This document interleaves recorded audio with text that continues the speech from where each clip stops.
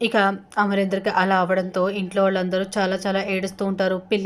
పిల్లలు ఆరు ఇంకా మిస్సమ్మ వీళ్ళందరూ చాలా చాలా ఏడుస్తూ ఉంటారు. ఆరు అయితే వెక్కి వెక్కి ఏడవడం చూసిన గుప్త కళ్ళల్లోంచి నీళ్ళు వచ్చేస్తూ గుప్త కూడా చాలా బాధపడుతూ ఉంటారు. ఇక గుప్త ఆరుతో అమ్మ జరిగింది చాలు, ఇక మీదటన్నా సరే బాలిక నువ్వు కొత్త సమస్యల్ని కొని తెచ్చుకోకూడదు అనుకుంటే మాతో పాటు యమలోకానికి వచ్చేసేయి అని చెప్పడంతో ఇక ఆరు మాత్రం పట్టించుకోకుండా ఏడుస్తూ ఉంటుంది. మరో పక్కన పిల్లలు అందరూ వెక్కి వెక్కి ఏడుస్తూ ఉంటారు. డాక్టర్ కూడా అటు ఇటు చాలా హడావిడిగా తిరుగుతూ ఉంటారు. మరో పక్కన అంజలి అమ్ము వాళ్ళతో అమ్ము నాకు చాలా భయంగా ఉంది, డాడీకి ఏం జరుగుతుందో అని అని అంజలి బాధపడుతూ ఉంటే వెంటనే మిస్సమ్మ వచ్చి అంజు అని చెప్పి దగ్గర తీసుకొని కౌగులించుకొని వెక్కి వెక్కి ఏడుస్తూ ఉంటుంది మిస్సమ్మ. మరో పక్కన రాతోడు మిస్సమ్మ నువ్వే ఇలా అయిపోతే అక్కడ పెద్ద సారు పెద్దమ్మ గారిని ఎవరు చూసుకుంటారు అని నచ్చ చెప్తూ ఉంటారు. ఇక మిస్సమ్మ వెంటనే ఏడవడం ఆపేసి అంజలి ఇంకా అమ్మ వాళ్ళతో అంజు మీ డాడీకి ఏం కాదు, ఆయన పెద్ద పెద్ద ప్రమాదాలనే ఎదుర్కొని బయటకు వచ్చిన ఆయనకి ఏం కాదు, ఒక్క బుల్లెట్ తగిలినంత మాత్రాన ఆయనకి ఏమైపోతుంది, ఏం కాదు అని ఇక మిస్సమ్మ ఏడుస్తూ ఉంటే అంజలి మాత్రం మమ్మల్ని ఏడవద్దంటావు, నువ్వెందుకు ఏడుస్తున్నావు మిస్సమ్మ అని చెప్పి అంజలి కూడా మిస్సమ్మ కళ్ళలోంచి వచ్చే నీళ్ళని తుడుస్తూ ఉంటుంది.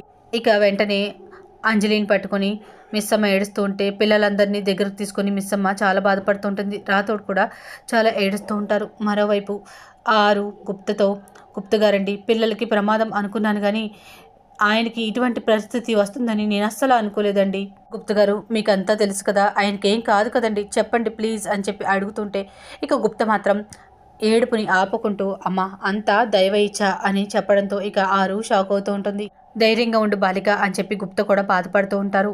ఇక అందరూ ఏడుస్తూ ఉండగా మరోవైపు అమరేంద్ర వాళ్ళ అమ్మ నాన్న వస్తూ ఉంటే అప్పుడే మిస్సమ్మ వాళ్ళ నాన్న రామూర్తి కూడా వచ్చి ఇక అమరేంద్ర వాళ్ళ నాన్నగారితో బాబుగారండి ఆ అమ్మాయి ఇందాక ఫోన్ చేసి ఏడుస్తూ ఏదేదో మాట్లాడుతూ తొందరగా ఇక్కడికి వచ్చేయమని చెప్పింది, అసలు ఏం జరిగింది బాబుగారు అని అడుగుతూ ఉంటారు.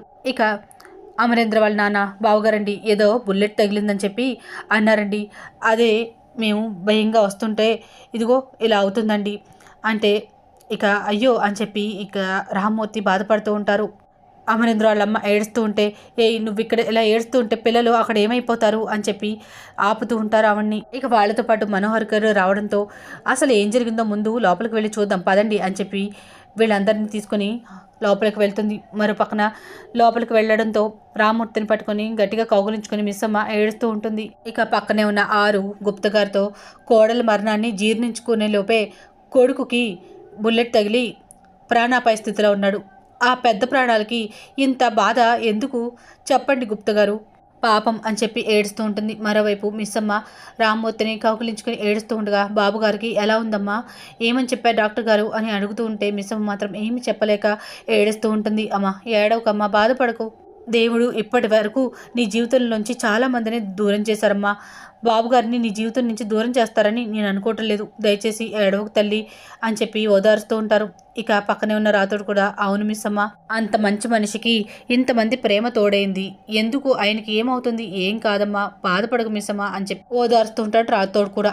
ఇక అమరేంద్ర వాళ్ళ నాన్న రాతోడుతో పిల్లలు ఏమన్నా తిన్నారా అంటే పచ్చి మంచినీళ్ళు కూడా ముట్టుకోలేదు సార్ గారు అని చెప్పడంతో అమరేంద్ర వాళ్ళ నాన్న ఏంటి మిస్సమ్మ పిల్లలతో పాటు నువ్వు కూడా ఇలా ఏడుస్తూ ఉంటే ఎలాగా, మేము ఇక్కడే ఉంటాం, అమర్ని చూసుకుంటాం, మీరు కిందకు వెళ్ళి ముందు అర్జెంటుగా భోంచేసి రండి అని చెప్పడంతో వాళ్ళు కదలకుండా ఉంటారు.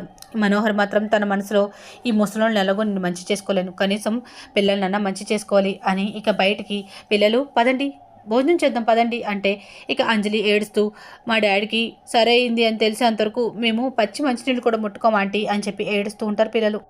ఆయనకి ఏం కాకుండా చూడు స్వామి అని చెప్పి ఆరు వేడుకుంటూ ఏడుస్తూ ఉండగా ఇక గుప్త మాత్రం జగన్నాథ ఇన్ని కష్టాలు కన్నీళ్లను చూసే దౌర్భాగ్యం నాకెందుకు ఇచ్చావు, ఈ మానవుల కన్నీళ్లు చూసి నేను కరిగిపోవచ్చున్నాను జగన్నాథ అని మనసులో కోరుకుంటాడు. మరోపక్కన మనోహరి మనసులో ఆ బుల్లెట్ ఏదో ఈ ముసలోడికి తగిలి పోయి ఉంటే పోయేది, ఈ అమర్కి ఎందుకు ఇలా అయ్యింది, అమ్మో అమర్కి గనుక ఏమైనా జరిగితే నా భవిష్యత్తు ఏంటి, నేనేమైపోతాను, దేవుడా నేను ఎప్పుడు నిన్ను గట్టిగా దేన్ని కోరుకోలేదు, స్వామి దయచేసి అమర్కి ఏం కాకుండా చూడండి ప్లీజ్ అని చెప్పి వేడుకుంటూ ఉంటుంది మనోహరి కూడా తన మనసులో.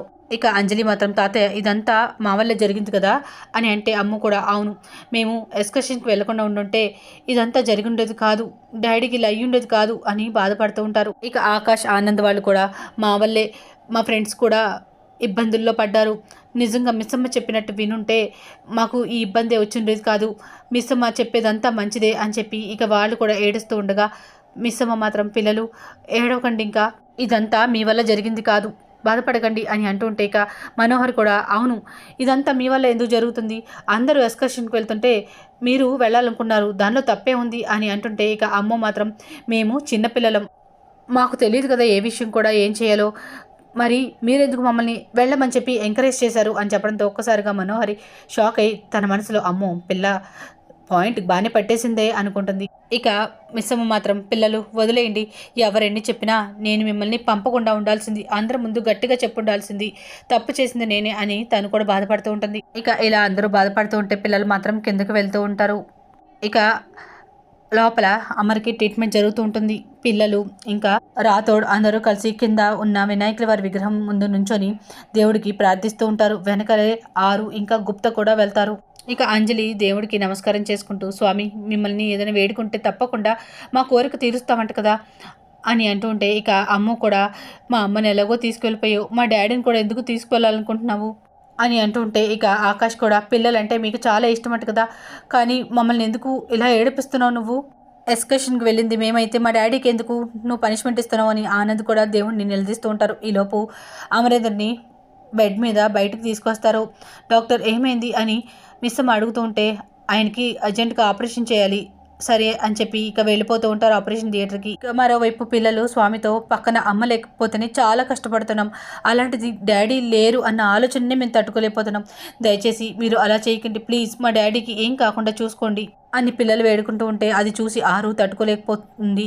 ఇక అంజలి మాత్రం నీకు ఎంత డబ్బులు కావాలంటే అంత ఇస్తాం, నీకు ఎన్ని ప్రసాదాలన్నా చేస్తాం, మా పాకెట్ మనీ మొత్తం నీ హుండీలో వేసేస్తాం అని అంటుంటే ఇక అమ్మ మాత్రం అమ్మ చాలా పూజలు చేసేది, మా పుణ్యం అమ్మ పుణ్యం మొత్తం డాడీకి ఇచ్చేస్తున్నాం, దయచేసి డాడీని సేవ్ చేయండి స్వామి అని ఇక పిల్లలు చాలా చాలా ఏడుస్తూ స్వామిని వేడుకుంటూ ఉంటే అది చూడలేక ఆరు పరుగు పెట్టుకొని వచ్చేసి పక్కన కూర్చొని బాగా ఏడుస్తూ ఉంటుంది. అది చూసిన గుప్త కూడా చాలా బాధపడుతూ ఉంటారు. ఇక మరో పక్కన పిల్లలందరూ మళ్ళీ పైకి వచ్చి మిస్సమ్మ దగ్గరికి డాడీని ఎప్పుడు బయటికి పంపిస్తారు అని అడుగుతుంటే ఇందాకే కదా ఆపరేషన్ థియేటర్లోకి తీసుకువెళ్లారు, తొందరలోనే బయటికి పంపుతారు, అప్పటి వరకు మనం ఇక్కడే వెయిట్ చేద్దాం. ఇక మరోవైపు ఇద్దరు నర్సులు ఇలా మాట్లాడుకుంటూ ఉంటారు. రక్తాన్ని ఎంతసేపట్లో తెస్తారన్నారు అంటే తొందరలోనే తెస్తారంట అని ఒక ఆవిడ అంటుంటే మరొక నర్స్ మాత్రం ఇంతకీ పేషెంట్కి ఎలా ఉంది అని అడుగుతుంటే పేషెంట్ కండిషన్ అస్సలు బాగోలేదు, బ్లడ్ బాగా పోతుంది, అస్సలు ఆగడం లేదు, డాక్టర్లకి ఆపరేషన్ చేయడం చాలా కష్టంగా ఉంది, అంతా ఆ దేవుడిదయా అని వేరే నర్స్తో ఒక నర్స్ చెప్తూ ఉంటే అది చూసిన ఆరు చాలా షాక్ అయిపోతూ ఉంటుంది. ఇది విన్న ఆరు గుప్త గారండి ఏంటి డాక్టర్లు అలా అంటున్నారు, ఆయనకి ఏం జరుగుతుంది చెప్పండి దయచేసి అంటే చెప్పుడకు నేను ఎవరిని బాలిక అని గుప్త అనడంతో లేదు మా ఆయనకి ఏం కాదని చెప్పండి అని చెప్పి ఏడుస్తూ ఉంటుంది. గుప్త గారండి ఏదో ఒకటి చేసి ఆయనకి ఏం కాకుండా చేయండి, పిల్లలు కానీ మిస్సమ్మ కానీ అత్తయ్య మావయ్య ఎవ్వరు ఆయన లేకుండా ఉండలేరు అంటే నేనేమీ చేయలేను బాలిక, నీకేమీ తెలియక బాధపడుతున్నావు, నాకు అన్నీ తెలిసిన నిస్సహాయుడిగా బాధపడుతున్నాను, దయచేసి నన్ను వదిలే బాలిక అంటే ఇక ఆరు మాత్రం వదలకుండా అది కాదు గుప్త గారు, మీకు జరిగింది జరగబోతుంది అంతా తెలుసు, ఆయన బ్రతకాలంటే నేనేం చేయాలో చెప్పండి ప్లీజ్, ఇంట్లో ఎవ్వరు ఆయన లేకుండా బ్రతకలేరు, మీకు తప్పకుండా తెలుసు, ఆయన బతకాలంటే నేనేం చేయాలి చెప్పండి అంటే నాకేమో తెలియదు బాలిక నన్ను వదిలేయి అంటే లేదు లేదు మీకు తప్పకుండా తెలుసు, దయచేసి మీరు చెప్పండి తప్పించుకోకండి అని చెప్పి ఇక గట్టిగా అడుగుతూ ఉంటుంది గుప్తని ఆరు.